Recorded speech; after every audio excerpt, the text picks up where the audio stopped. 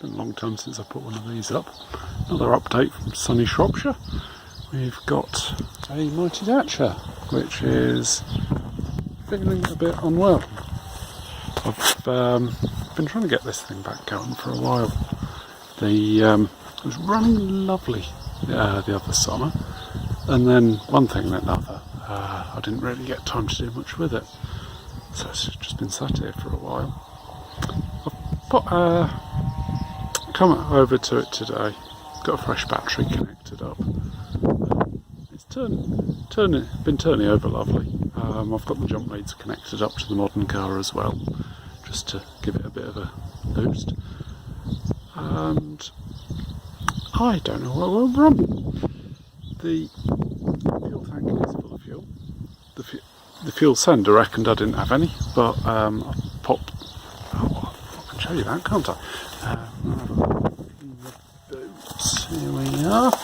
So this is the top of the fuel tank here. There's a ring which we've disconnected onto there, and this pulls up, and there's a rather tight fit down there. Is the fuel sender. So pulled that out. I think the float has got a bit of petrol that's leaked into it, which is possibly one of the reasons why it isn't working too well. Also the sender is a bit stiff, which is another reason it isn't working very well. And even when it's pushed right up to the top, it's still not quite showing full tank of fuel, so that's probably a third reason, is some other electrical oddness. So, another bit of fun with the good old build quality of this thing. Other than that, it's been standing up quite well to the weather. There's a few signs that it's got a little bit damp, so what I've been trying to do is get it started up so I can get a bit close to the house, where I can get the hoover and generally give it a bit of a tidy up. I took one of the plugs out. It was a little bit sooty, but nothing too terrible, so reasonably assuming that they'll all be in a similar sort of state. I had a look at the distributor the other day, and that all seemed to be behaving itself. One thing I've noticed that isn't looking ideal is if you look down here, there's a bit cracking to this fuel pipe, and pumping the fuel doesn't seem to be getting any resistance. There's not really anything showing in the fuel filter here, so I think I might bypass the fuel filter and see if that will get us anywhere. If it's drawing in air, that isn't going to be helping. I know there's plenty of fuel up the back, so if that doesn't work, then I'm probably going to have to drag it out, jack it up, and see what's going on at the bottom of the fuel tank, which will be no fun at all.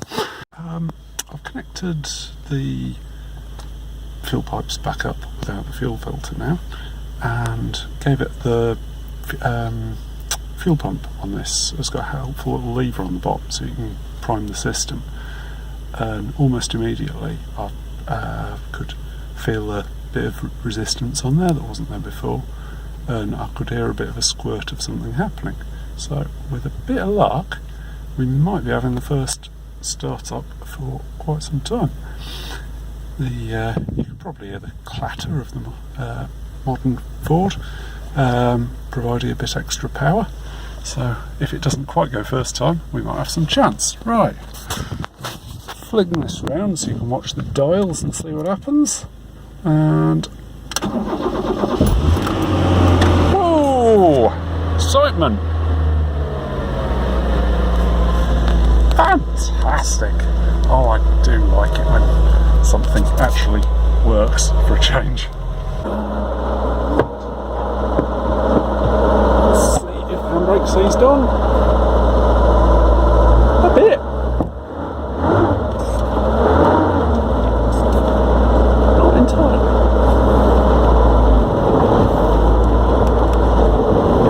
Now, generally, I try not to leave the handbrake on, but I think what probably happened there was that I forgot the last time it wouldn't start, and having left it out of gear while I was trying to start it, I forgot to take the handbrake I've got.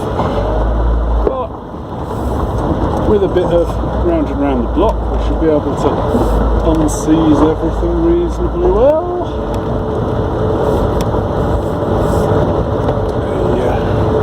Don't worry, we're not on proper roads here, so there is not a great deal of traffic to trouble my lack of seatbelt.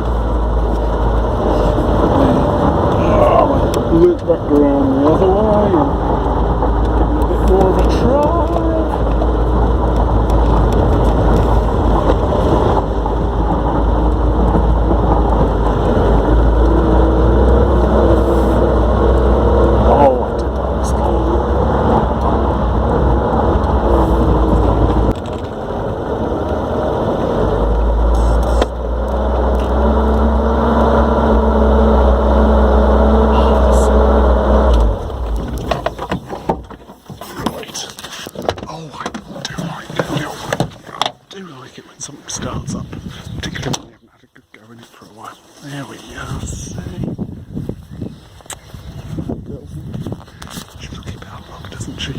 Let's try and get a bit more work done.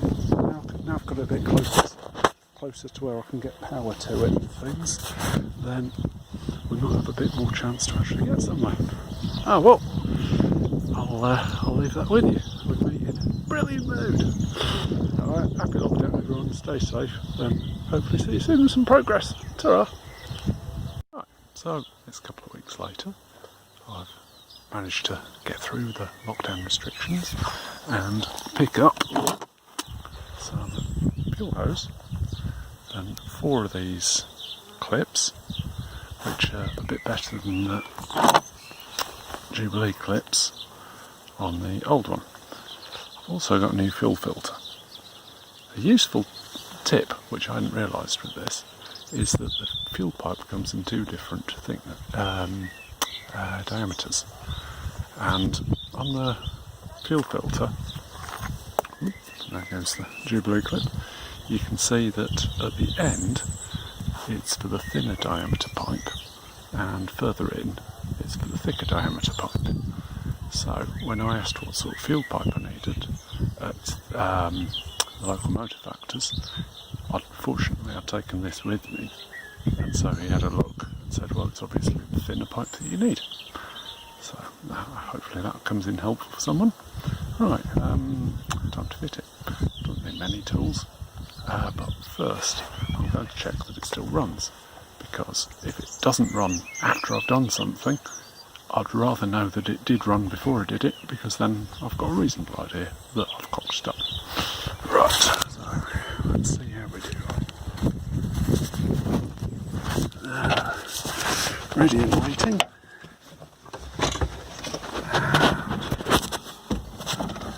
See if the battery has survived sitting about for a couple of weeks. Might got a choke. We have a back ignition light, and it's completely dead. Wonderful. Let's try again. You'll recognise the familiar diesel thrum of my modern, parked just next to it, and with a bit of luck, we may, with a bit of luck, we may have some power going into the Dacia. Never know what sort of luck we might have. Take the Dacia out of gear and actually put the handbrake on, because I've taken to leaving the handbrake off on things after some entertainments with trying to move things. And, oh, that's exciting, we have now got absolutely no power.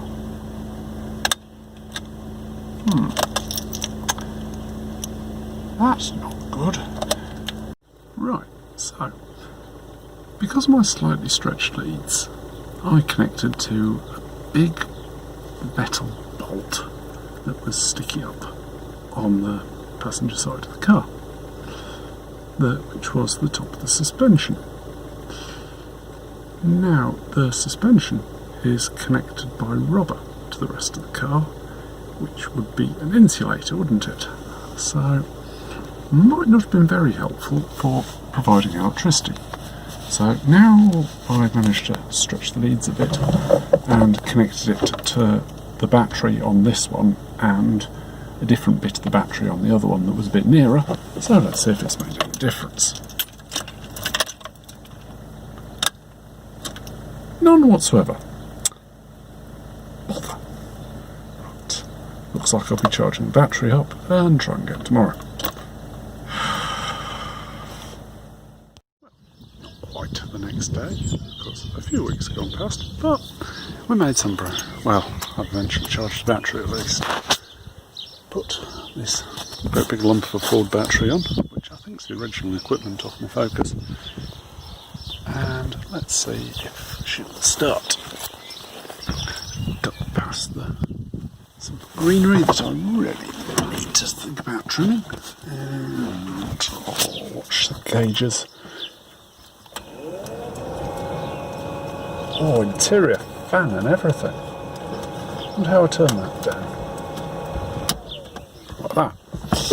Right.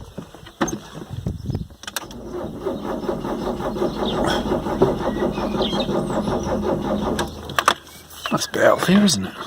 Maybe a dotted choke.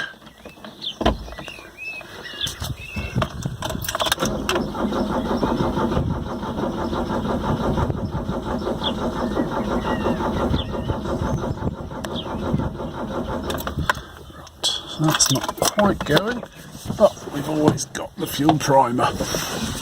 Always got the fuel primer. So, and down.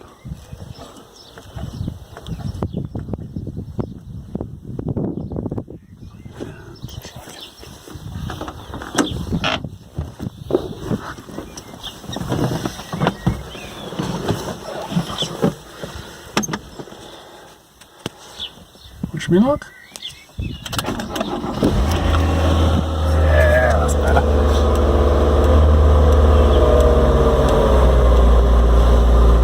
So, we have running. Good. Although obviously I've left the handbrake on for the last 2 weeks because I completely forgot about it. So,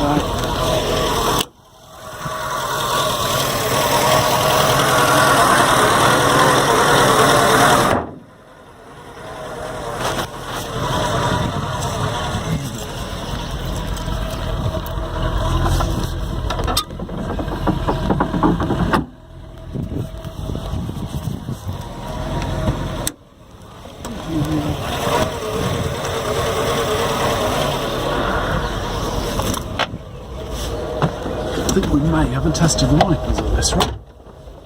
Let's have a go there.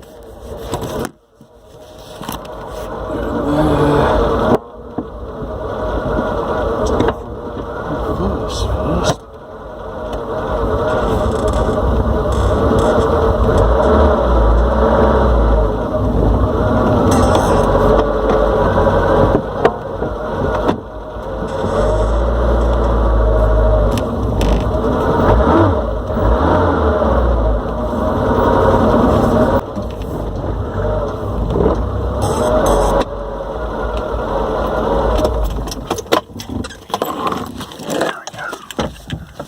That's a bit better. She runs again.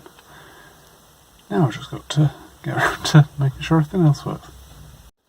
Well, the thunder seems to be down without it actually tipping down. So, a bit more progress.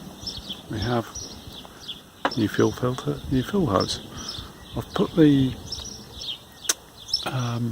hose in onto the filter before I pushed under the bonnet, which I'm glad I did because it was a bit of a swine to get these fuel clips on. It turned out that the easiest way was to put the clip on by the filter, then squeeze the hose on over the sort of barbed bit of the outlet. Then I could just squeeze the clips on and tighten them up. So hopefully it's all in the right place.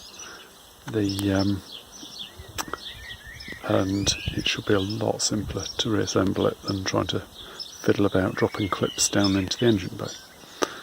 What I've done here, I've connected it on at the fuel pump, and it strikes me that having the fuel filter sitting like this, so the fuel pours down through it,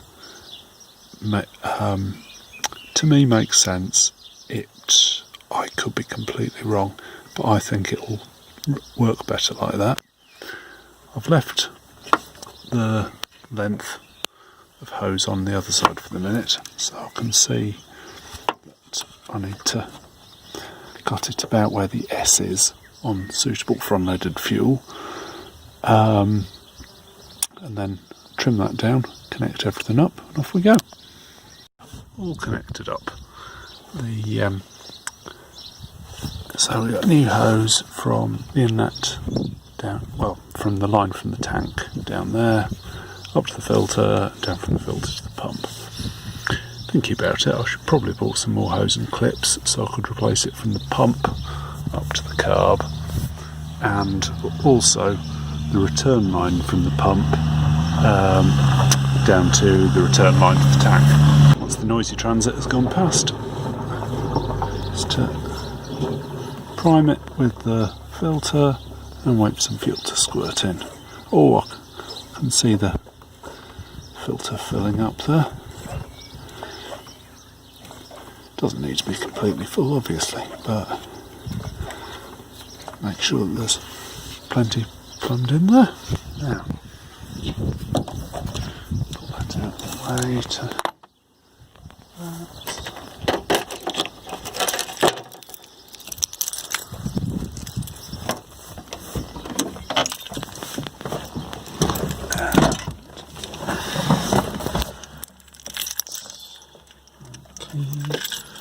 Keep the starts, it would be better.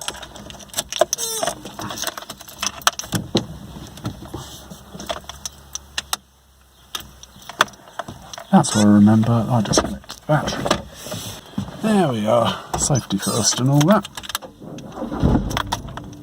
Ooh.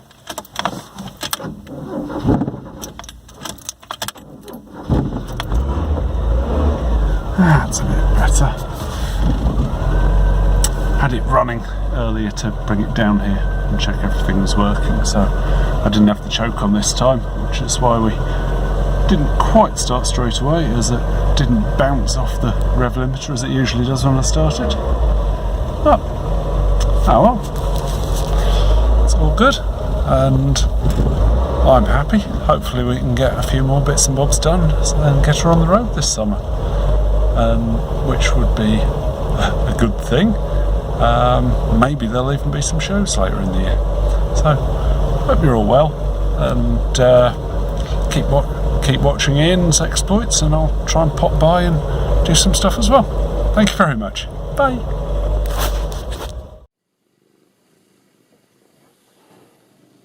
Are you trying to tell me something, George? Am I not quite getting the message?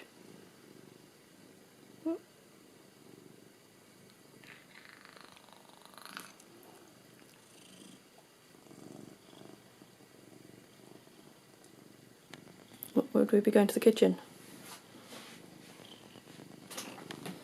All right. This way, is it?